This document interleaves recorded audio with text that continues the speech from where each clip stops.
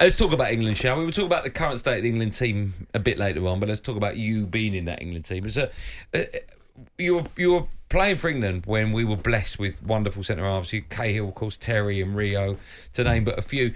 Were you aware of just how good players were when you met up for the national side, or was it the norm back then? And also, did it make you a better player, do you think, playing with top players? I think so. I probably came into England set up a little bit later, played the 21s a little bit, then played a bit more championship football, obviously till I was 23, 24, then got to play in the Premier League, and then sort of hung around the England squad for probably the best part of 8-9 years and managed to get quite a few caps. But these were the people I was used to watching, especially, when I first get in the squads, like your Rios, your JTs, these, winning, championships, Champions League and all sorts. And I think when I got there, you're always quite confident, but you a little bit apprehensive for the first couple of times. But to see the standard, now what's a shooting drill? I don't think anyone missed. And I'm thinking to myself, this is not really what I'm used to. Like, people would always question about who's best, Lampard, Gerrard, Scholes and people like that. And, you'd have your own opinion. And I don't think Frank missed one shot. Some of them don't even look clean and they go in the bottom corner. But it was like, it can't be lucky. It was an ability. It was a next level. Even like JT would join in possession, and normally in a possession, that's how I describe it. The centre halves would normally stand on the outside, and the midfielders and the creative players would normally be in the middle, where it's technically harder, with more bodies around you. And he was stepping in, left foot, right foot. Rio doing the same. And you're thinking, maybe I'm going to have to do this. But then obviously I'd wait I wouldn't ruin a few sessions yet. I'd wait a bit later before I started ruining. But it did give you an idea of where they were at. We're talking about amazing teams with amazing, especially centre halves, and it was tough. It was an experience, but international duty, especially then, it's always better when you play. And I was desperate to try, first of all, get in the squad, stay in the squad, then eventually try and get some games. I thought you were going to jump in. No, I was enjoying the story because I know exactly. You've said exactly the same. Yeah, right? When you joined up, your eyes were just wide open like a rabbit caught in the headlights when you saw all these players that you used to admire as a kid. And then the step up between where you're used to playing. Well, I always used to say too that I used to prepare when I first got in the squad. I used to prepare for training like it was a game, because these guys, like, if you give the ball away and they're having to chase after they've kept it for 10 minutes, horrible feeling. It's a death stare. It's like they don't really have to shout at you. It's like oh. It's like it's literally being at school. But even for you, Ben, it must have been a joke. The people that like the shooting, like even JD, Jermaine Defoe, the same again. All he wanted to do was kick it between your legs. So I learned that quite quickly. That JD's favourite, not to shoot, not to showboat. Yeah. Anytime you get a goal, that was his main thing. He used to touch it mainly to his right. You'd then lean, like open your leg, and then it'd be an alleyway straight away. I couldn't get my head out. He kept on scoring. Then as soon as I shut my legs, all he did was shoot against you. If you watch his goals and you go back, he must have scored so many like that. Can I ask you, right? This is nothing to do with England. I'm just talking about defending, right? When I watch back like Match of the Day and they're talking about defenders, he knows he's got a weaker right foot, so the defender should lead him onto his right. Okay, is that easier said than done? Is that something you're conscious of when you're playing a game of football and you say, right, who are their two attackers? Oh, he likes playing on his left. If I get the chance, I'll try and move him onto it. Does that actually happen in a game of football? It should, and it does, but not theoretically that easy, because people are better now and they train and they try and become a bit more unpredictable. But that's what defending is. Defending is not always being the biggest, the strongest, the quickest. It's problem solving. It's being a puzzle. Do you know, like if I'm marking Benty and the cross is coming in, I'm desperate to try and keep him as away from a goal as possible. There you go. So I've literally got to get contact with him, keep him out of the box, and I've done my job. If I let him come in the box, I'm now, instead of it being sort of 70-40, 70-30, in my favour, now it's going into his, and I'm thinking anything can happen here. So, you play against someone who's 6'4", you can't allow him just to literally pick you up and throw you in the box. Someone sharper, left foot, right foot. You do have these thoughts in your head, and it was probably easier back then because you knew more about the players. I know you can go on, obviously, all sorts of Googles and YouTubes and find out what the players are, but I think there's a bit more unpredictability between players now because the net's spread so far. Well, let me ask you then, because back then, as I said, we were sort of blessed for centre halves and also full-backs as well. Not necessarily so much the case now. What do you make of the current crop of defenders that we've got? And do you think when everyone's fit, it picks itself, that back four? For England? Yeah. I've gone on record and said it pretty much will, because you talk about unit, the whole back four, back five, maybe even back six, depends if he wants to play two. Well, it's pivots now. We used to call them holding players, but it's pivots, isn't it? So, sort of your back six or seven. CDMs yeah, on the show, exactly, right? yeah. So, for me, because we are blessed with an amazing, especially attacking. We've got a really good squad. You don't always pick an England team on form, and I think the defence would be more testament to that. I think you pick an England defence on what you would trust and what it sort of does. A striker, you can maybe dip in and out if he's on fire or he's not on fire.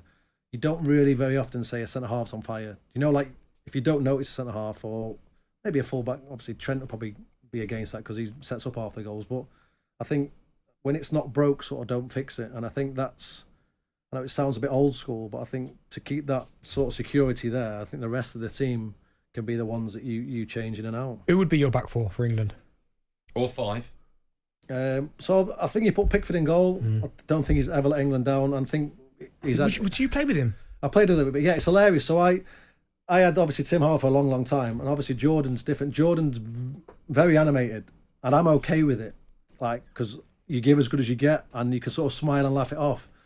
And I think once you get used to that, and I say him again, so if you bring a younger centre-half, or a centre-half that's not used to playing in front of Jordan, they may find getting, shouted at, it might affect the game. Whereas obviously, for me, I pick Harry and I pick John. I pick them both because it's proven.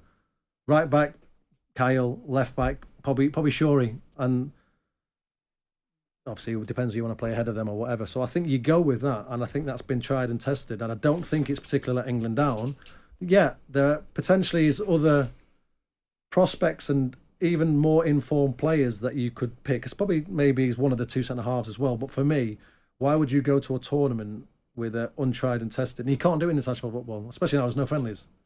I don't know what the tournament is with the thing anyway, but there's no friendlies to test. Oh, the Nations League. Yeah, Nations League. I don't know what really. Okay, let me. I don't think anyone does. To be fair, let me ask you about 2 players. One you spoke about, one you didn't. Then Harry Maguire. Okay, came under scrutiny when he was getting picked by Southgate, but not playing week in, week out for Man United. What's your view on a player in that situation? Henderson being another one as well. And also, sorry, just to add to that question, if you're someone who's been left out because Harry's playing. These are amazingly difficult questions to answer. Well, you don't ask the easy questions. I like it. If you want the easy ones, go on Simon Jordan's show. I like it. So, did I or did I not agree with it? I think there was an opportunity then to potentially trial a different partnership or different combination looking ahead for the future. If you weren't going to and you were happy, I don't see a reason with him. I think ideally he would have got more time at Man U. I think obviously probably Gareth Southgate was hoping he would potentially get some more time and then that would sort of dissolve this problem. Me, looking at it, which wouldn't have been too dissimilar. I don't think, people like JT and Rio particularly had, bad months, let alone seasons, half a seasons or whatever. But you are actually probably thinking, what more can I do to get into this team? I'm keeping clean sheets for my team. I'm doing well in training, but nothing's going to change. But ultimately, that's what the England manager's there for. He's the guy that's got to make these big decisions. But is it right or wrong? In club football, wrong.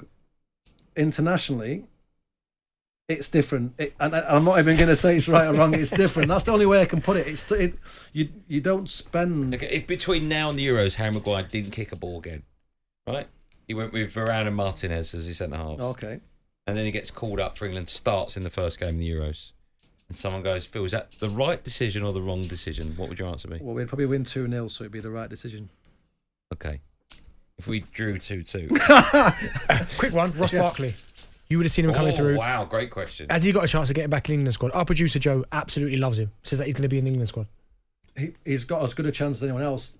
It's a massive surprise. It's not to me as well. I think most people thought he'd fell off the radar. Obviously, he went to France. It didn't work out for him. But he's gone to a club again that know what they're about.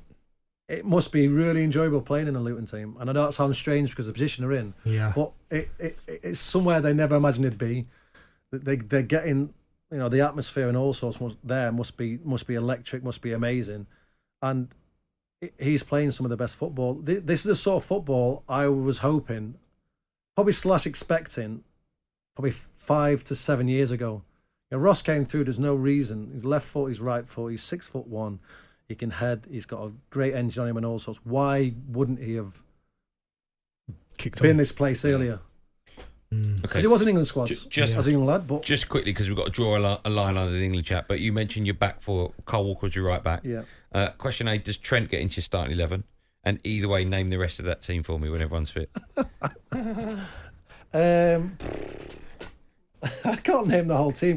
Trent, well, same, depends what option you want to go for. Well, you tell me. Gareth. Oh. I don't... Okay, what's your front three? Harry Kane down the middle, Yes. Saka on the right, who's on the left? You going Grealish, you going Rashford, you going Foden? I'm going Rashford. Okay. So your midfield's going to be Declan Rice, Jude Bellingham, and one other. At the moment... You're going to put Foden in there? You're going to put Trent? Or you're going to put... He's leaving Foden out, you know. Yeah, You're leaving Foden out? No, I'm not. But first game of the tournament... Yeah, everyone's fit.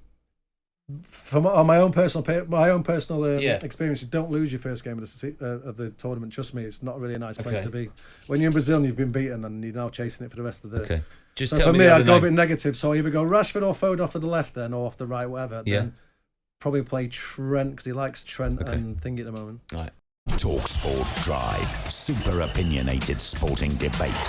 Monday to Friday afternoon from 4 on AM, on DAB, via the talkSPORT app and on your smart speaker. talkSPORT.